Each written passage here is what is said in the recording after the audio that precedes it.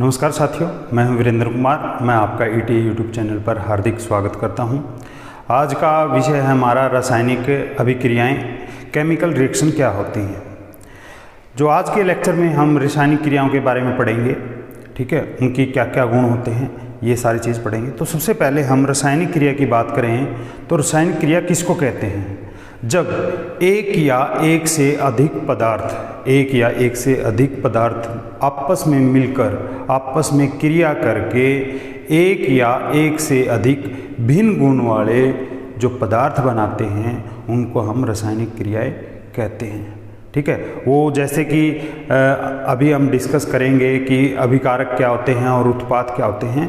ठीक है, उनको देख के हम बताएंगे कि जो रासायनिक क्रियाएं होती हैं वो कितने प्रकार की होती हैं। ठीक है, तो आइए देख लेते हैं एक बार रासायनिक क्रियाएं क्या होती हैं। ठीक है, तो जब एक या एक से अधिक पदार्थ आपस में अंतःक्रिया करके परिवर्तित हों और एक से अधिक भिन्न गुण वाले जो पदार्थ बनाते हैं उन्हें हम रासायनिक क्रियाएं कहते हैं। ठीक है, तो जैसे मैंने आसान लैंग्वेज में बताया, आप वैसे भी लिख सकते हो। ठीक है, अब हम देख लेते हैं जैसे कि हमारे पास,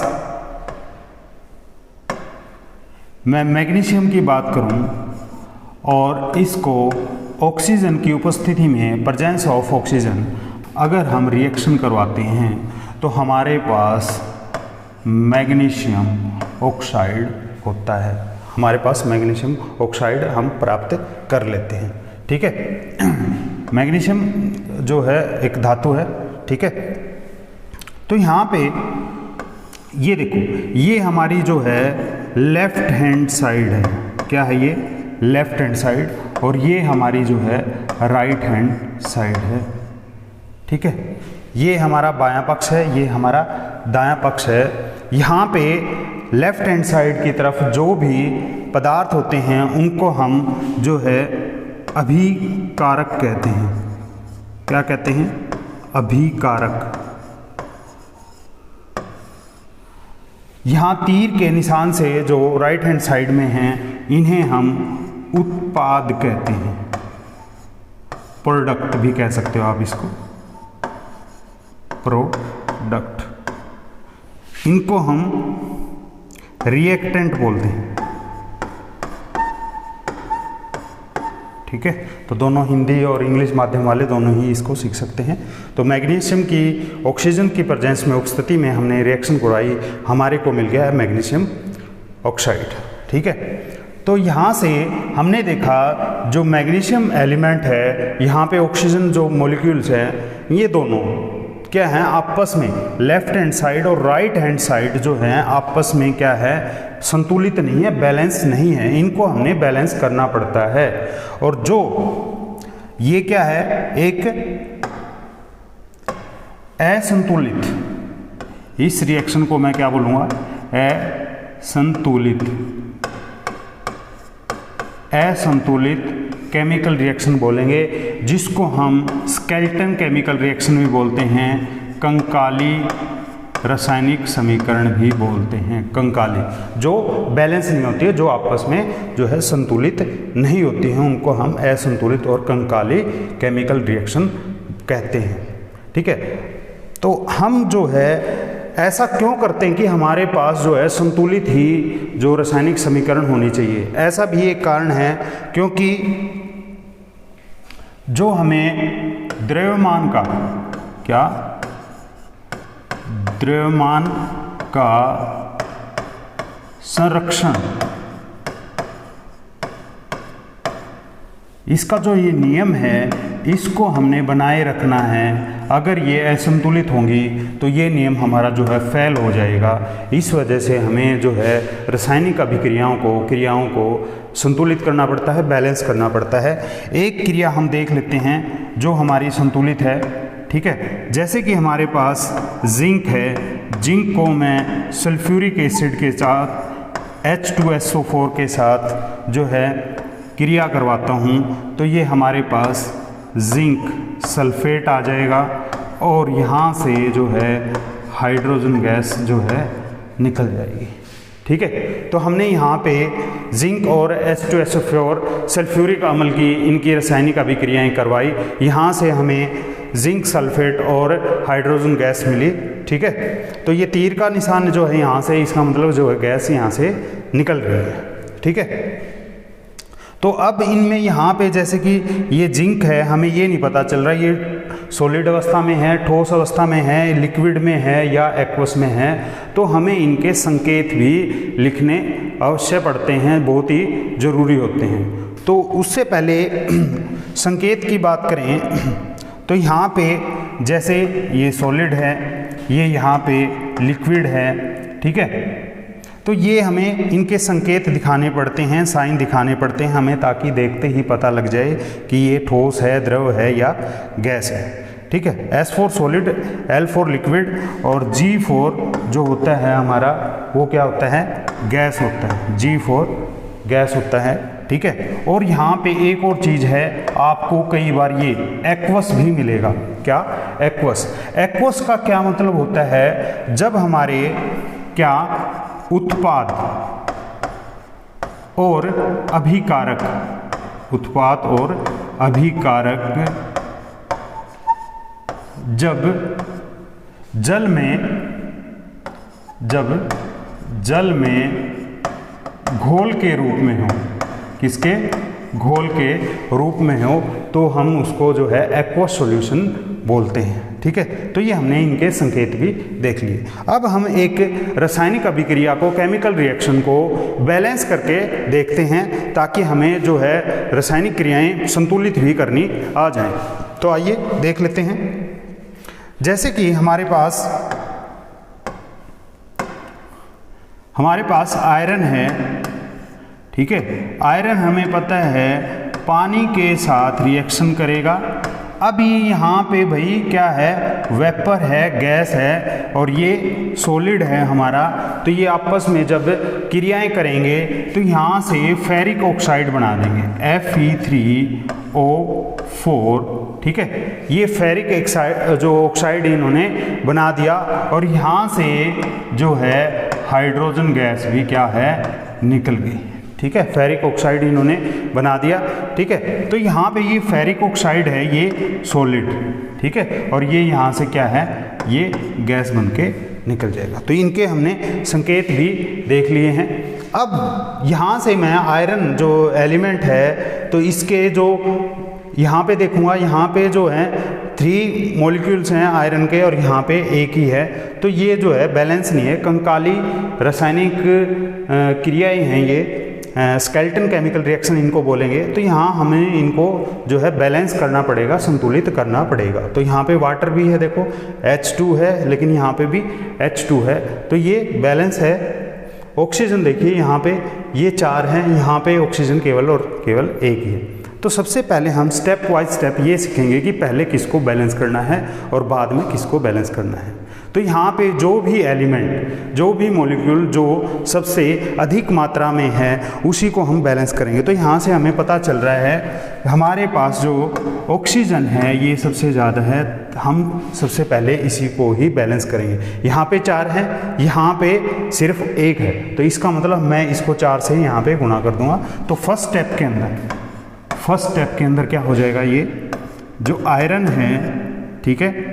अब मैं संकेत नहीं लिख रहा हूँ, यहाँ पे मैं क्या कर दूंगा, 4 से मल्टीप्लाई कर दूंगा, गुणा कर दूंगा, ये हो 4 ऑक्सीजन इधर हो गए। यहाँ पे फेरिक ऑक्साइड जो है Fe3O4 और यहाँ पे हाइड्रोजन गैस, ठीक है। पहला स्टेप ये हो गया, जो सबसे ज़्यादा मात्रा में जो मॉलिक्यूल है, जो एलिमेंट है, उसको हमने बैलेंस करना है, ठीक है। अब यहाँ से क्या हो गया, 8 हाइड्रोजन के मॉलिक्यूल हो गए और यहाँ पे हैं 2, तो हमने इसको भी बैलेंस करना पड़ेगा, ठीक है। तो यहाँ से हम क्या कर देंगे, दूसरे स्टेप के अंदर क्या करेंगे, हम हाइड्रोजन को ही बैलेंस करेंगे।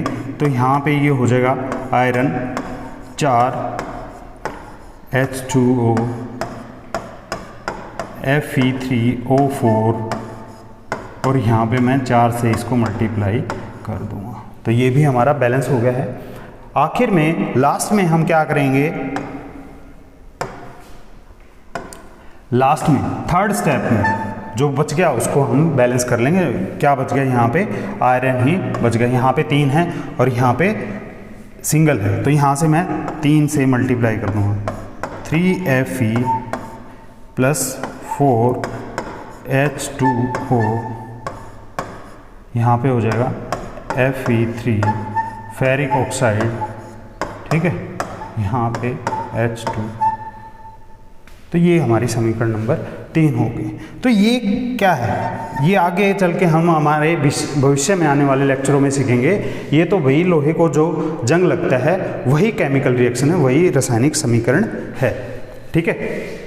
तो ये हमने देख लिया कि कोई भी जब अनबैलेंस असंतुलित रासायनिक अभिक्रिया होती है उसको बैलेंस करना होता है, उसको संतुलित करना होता है, तो हम कैसे संतुलित करते हैं। तो स्टेप बाय स्टेप मैं रिवाइज करवा देता हूँ। पहले जो सबसे ज़्यादा मॉलिक्यूल है उसी को हम जो है बैलेंस करेंगे, उसके बाद में उससे कम, फिर देन सबसे कम, ठीक है। तो ऐसे हमने करना है। इसके बाद में हमने 1-2 और केमिकल रिएक्शन देखनी है जहाँ पे हम इनको देखेंगे कि वहाँ पे रासायनिक क्रियाएं होती हैं तो क्या क्या और हो सकता है। हम डेली लाइफ की बात करते हैं, जैसे कि हम पेड़ पौधे से बिल्कुल वाकिफ़ हैं, इनको भली भांति जानते हैं हमारे लिए क्यों आवश्यक होते हैं। वही केमिकल रिएक्शन मैं ले लेता हूँ। आपको पता होगा कि पेड़ हमने वही बहुत ज़्यादा से ज़्यादा लगाने चाहिए। अगर पेड़ ज़्यादा हैं तो बारिश भी ज़्यादा होगी, ऑक्सीजन भी ज़्यादा होगी, हमारा जो पर्यावरण है वो भी शुद्ध रहेगा, ठीक है। तो हम जो है सांस लेते हैं तो हम क्या छोड़ते हैं भाई, कार्बन डाइऑक्साइड। पेड़ पौधों का खाना क्या है, ये कार्बन डाइऑक्साइड ही है। और ये क्या लेते हैं, पानी। क्या लेते हैं भाई, पानी। तो यहाँ पे 6 जो मॉलिक्यूल है कार्बन डाइऑक्साइड के और 12 मॉलिक्यूल जो है वाटर हमने लेना है। और ये क्या करते हैं, अपना खाना बनाते हैं सूर्य के प्रकाश में।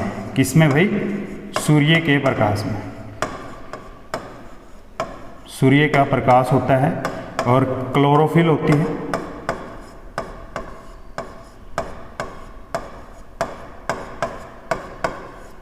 ठीक है। तो यहाँ पे जो हमारी रासायनिक अभिक्रिया बनेगी, हमें पता है कि कार्बन डाइऑक्साइड पौधे लेते हैं और पानी के साथ रिएक्शन करके, ठीक है। और यहाँ पे ये कार्बन डाइऑक्साइड है जो एक्वस है भाई, ठीक है, ये घोल के रूप में है, जल इसके साथ में है। तो यहाँ से ये हमें जो है ग्लूकोज C6H12O6 ये खाना बनाते हैं, ठीक है। और हमें 6 ऑक्सीजन, ठीक है, ऑक्सीजन भी हमें देते हैं। और यहाँ से 6 मॉलिक्यूल ऑफ क्या हो जाएंगे भाई, वाटर। क्या हो जाएंगे, यहाँ से ये वाटर हो जाएंगे,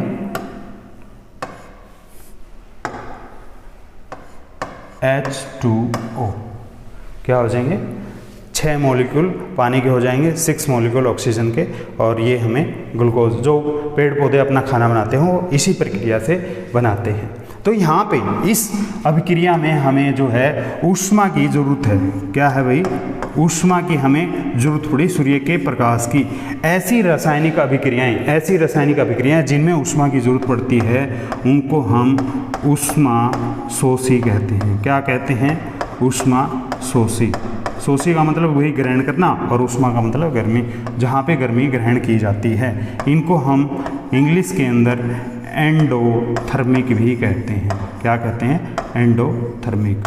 कुछ ऐसी रासायनिक अभिक्रियाएं भी होंगी, वो भी हम अपने आने वाले लेक्चरों में जो है डिस्कस करेंगे, जिनमें ऊष्मा जो है पैदा होती है। जैसे कि मैं कैल्शियम ऑक्साइड की बात करूं तो वहाँ पे क्या होती है, जब वो पानी के साथ रिएक्शन करती हैं तो कैल्शियम हाइड्रोक्साइड बनाती हैं और वहाँ पे जो है बहुत सारी ऊष्मा उत्पन्न होती है। ऐसी अभिक्रियाएं जहाँ पे ऊष्मा पैदा होती है उसे हम क्या कहते हैं,